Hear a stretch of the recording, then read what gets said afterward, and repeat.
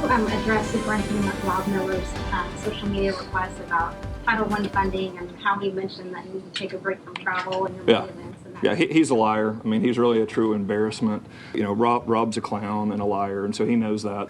The personal attacks, calling me a clown or an embarrassment, that's just juvenile, and I don't know how else to frame that.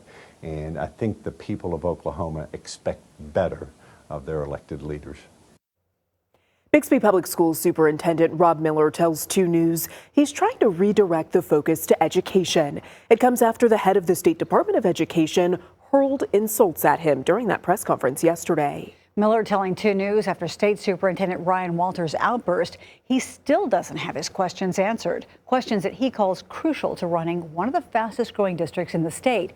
That's our top story at 6. I'm Karen Larson. I'm Naomi Kitt. Superintendent Miller sat down with 2 News Oklahoma's Steph Manchin to unpack the comments made about him and his district. He owes Bixby Public Schools an apology. Superintendent of Bixby Public Schools Rob Miller calling for the state's education leader to do better.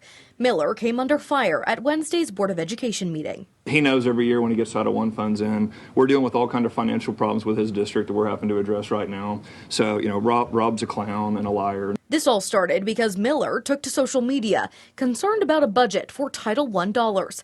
I told you about his concerns yesterday. That funding helps a district hire aides or teachers to specifically address low-income students at risk of failing. Miller says districts usually get an estimate on that money in the spring, but school starts in a few weeks and still no estimate. When we asked Walters when districts can expect those numbers, he told us, Same time every year, like late August. But now we know that's not true. Miller showed me an email from 2022 when that estimation came in May. In my experience, and I provided you with a document from May of 22 that was a preliminary allocation of Title I funds for schools. And why has that practice stopped under his administration? That really is the question for him to answer. Walters says Miller has never reached out to him about Title I funding.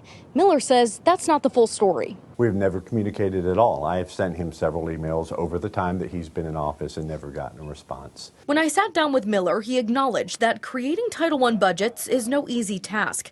But he says receiving allocations in late August, when school has already begun, will make it impossible to hire the necessary staff. We have been in communication with the Office of Title Services, which is run by his director.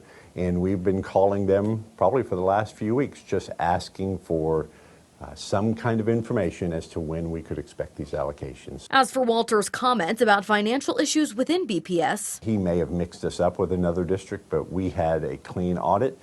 We've got a high bond rating. There is nothing going on with Bixby Public Schools. I did reach out to Superintendent Walters, but never heard back. Miller says beyond all that's transpired over the last few days, he simply wants to know how much funding he can plan to have for the upcoming school year. Reporting in Bixby, Steph Manchin, 2 News, Oklahoma.